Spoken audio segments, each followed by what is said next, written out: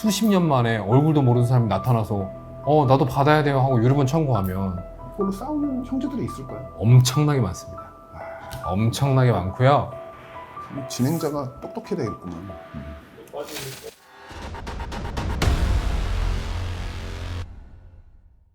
자, 변호사님, 두 번째 주제는 뭔가요? 두 번째 주제는 저번에 헌법재판소가 우리나라 유류분에 관련된 법률에 관련해서 헌법 불합치와 유형과 열정을 한 부분에 대해서 이야기를 했었어요. 근데 거기에서 말씀드렸듯이 유류분은 사실은 그 상속에 관련된 피상속인의 의사를 법으로 어느 정도 제한한다라는 측면에서 개인의 재산 처분의 자유를 제한하는 게 그런 성격을 가지고 있거든요. 네. 그래서 이런 부분에 관련해서 헌법재판소에서 새로운 판단을 하는 게 아닌가. 또 중요한 부분이 상속재산 분할을 할 때는 기여분이라는 걸 인정을 해줘요. 기업은 상속재산을 분할을 할 때 상속인들이 피상속인이 자기 피상속인의 재산을 증식시키는 과정 중에 네. 기여를 했다고 한다면 네. 상속받을 때 그만큼 더 받아야 되는 거 당연하잖아요. 당연하죠. 근데 그게 유류분에 없었어요. 예전에 제 영상을 보시면 잘 아실 수 있는데 네. 상속분이라는 게 있잖아요. 상속분 아시죠? 네네네. 상속인들 중에 일정한 사람한테는 돈 안 줄 수도 있잖아요. 상속 안 해줄 수도 있잖아요. 그쵸? 네. 네. 형제들 중에, 자식들 중에 그냥 미운 자식이 하나 있으면 나 죽을 때 쟤는 주지 말아라 할 수 있잖아요. 네. 그쵸? 네. 그럼에도 불구하고 법은 그 사람이 원래 받아야 할 법정 상속분의 뭐 2분의 1 혹은 3분의 1을 보장을 해줘요. 무조건. 그게 유류분이에요. 물론 그 필요성도 분명히 존재를 하긴 하는데 아무튼 지금 시점에서 유류분은 피상속인의 그 의사를 제한한다는 측면에서 상속인들 간에 어느 정도의 그 분쟁을 일으키는 이슈가 되고 있어요. 형제분 계세요? 네, 있습니다. 있으세요? 네. 그러면은 뭐 형, 동생? 남동생 있습니다. 남동생? 네. 부모님이 남동생한테 네. 다 주고 갔어요.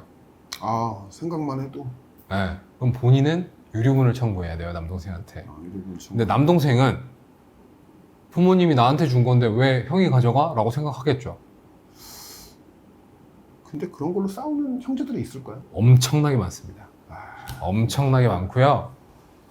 더군다나 과거에는 이제 딸들한테는 잘 안 줬어요. 굉장히 마음 아픈. 네, 그래서 딸들이 많이 했었어요, 이런 소송을. 근데 뭐 지금은 많이 바뀌었으니까. 저희 집안에도 그런 케이스가 있습니다, 사실은. 있죠. 그러니까. 또 여기서 아니 이제 네. 하면 안 된다 이거는. 그러니까 이런 거 생각하면 사실 유류분 필요하잖아요. 그쵸? 유류분을 안 줘도 될 만한 사정이 있다라는 것도 고려를 해야 돼요. 그런 것까지도 이제 고려해서 아마 법이 개정이 될 거예요. 개정이 된다. 예. 단순히 상속 결격 사유로만으로 유류분도 받을 수 없다라고 하기에는 우리나라 민법에서 규정하고 있는 상속 결격 사유는 그 허들이 굉장히 높아요. 뭐 공동상속인을 뭐 상해해서 죽음에 이르게 해야 되고 뭐 이런 것들이 있어요. 너무 어려운. 근데 그 정도는 아니어도 뭐 폐륜적인 일을 저질렀을 때도 사실은 이건 상속을 해줘야 돼? 라는 의문이 들잖아요. 그렇죠. 수십 년 만에 얼굴도 모르는 사람이 나타나서 나도 받아야 돼요 하고 유류분 청구하면 그거 주는 거 억울할 수 있잖아요. 그렇죠? 그렇죠. 유류분은 어느 정도 피해야 될 필요성이 있긴 있어요. 근데 법에서 유류분 주라고 했는데 쉽게 피할 수는 없겠죠. 그렇죠. 법에서 좀. 네, 그런데 몇 가지 방법들은 있어요. 실제로 이거 쓰는 방식이고요. 신탁법에 따르면 유언 대용 신탁이라는 게 있습니다. 이름도 명확하죠. 유언을 대용하는 신탁이에요.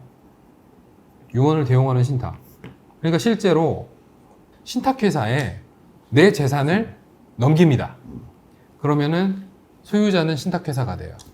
그리고 이 신탁자, 그러니까 우리가 지금 말하는 케이스에서는 피상속인이 되겠죠. 네. 피상속인이 사망을 하는 걸 조건으로 해서 피상속인이 지정한 수익자한테 네. 신탁회사가 자기 명의로 이제 되어 있는 그 재산을 이전합니다. 이거를 상속으로 안 봐요. 안 보는 하급심 판례들이 있어요. 그래서 상속 재산으로 안 보기 때문에 유류분은 기본적으로 상속 재산을 대상으로 하는 거예요. 네. 그런데 상속으로 보지 않기 때문에 유류분의 대상 재산으로 볼 수가 없는 거죠. 상속받은 재산도 상속세를 내나요? 갑자기? 아니. 당연히 내죠. 아, 그래요? 네. 나중에 그건 나중에 이야기를 하기로 하고요. 다만 여기에 대한 비용을 수탁회사에 지급을 해야 돼요. 근데 이 비용이 꽤 큽니다. 두 번째 방법은 그러니까 손자들한테 징여하는 방식이 있는데, 손자들은 보통 공동상속인들은 뭐 고모가 될 수도 있고 작은아버지, 큰아버지가 될 수도 있겠지만, 이 사람들이 유류분을 침해받는다는 사실을 대부분 몰라요. 그렇잖아요. 그렇죠. 응. 알 리가 없죠. 뭐 할아버지 할머니 재산이 얼마인지도 잘 모르는데 그렇죠. 그걸 당연히 모르죠.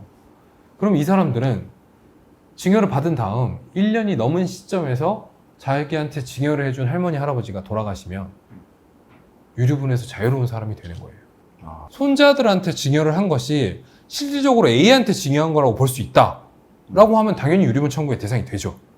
그런데 굉장히 어렵습니다. 이걸 입증하기가. 유류분 청구권자인 B가 손자들, 그러니까 자기 조카들한테 자기 아버지 혹은 어머니가 징여를 했다라는 게 사실상으로는 그 A한테 징여한 거라고 봐야 된다라고 주장을 해야 될 거 아니에요. 네. 유류분 청구를 할 때. 네. 그러려면 이 상황을 입증을 하는 게 굉장히 어려워요. A한테 징여할 목적으로 손자한테 징여했다라는 거 입증해야 돼요. 아, 어렵네. 손자한테 징여했다라는 거 입증하는 게 아니고 손자한테 징여한 건 징여한 거죠.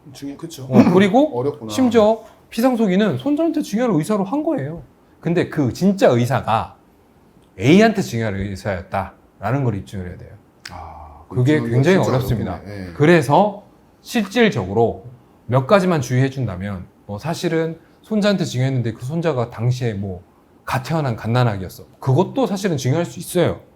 그런데 그 징여한 재산의 수익이라든지 거기에 관련된 세금이라든지 이런 것들이 사실은 A가 다 부담하고 A가 다 냈고 거기에 대한 수익도 A가 향유하고 있고, 사실상 누가 봐도 그 징여한 재산의 관리자 소유자가 A라고 보여지는 표상들이 있을 거 아니에요. 그렇죠. 그런 것들이 있다면 이제 입증이 가능하겠죠. 근데 이런 것들만 반대로 주의를 한다면 사실상 유류분 청구에서 벗어날 수 있어요. 아, 그렇기 때문에 손자들한테 징여하는 것도 유류분을 회피하는 수단으로 사실 많이 이용됩니다. 세 번째 방식은 뭐 다들 아시잖아요.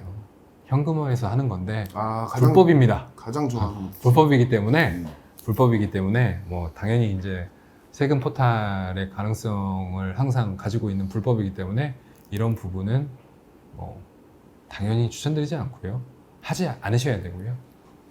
자, 송변의 사건 수첩.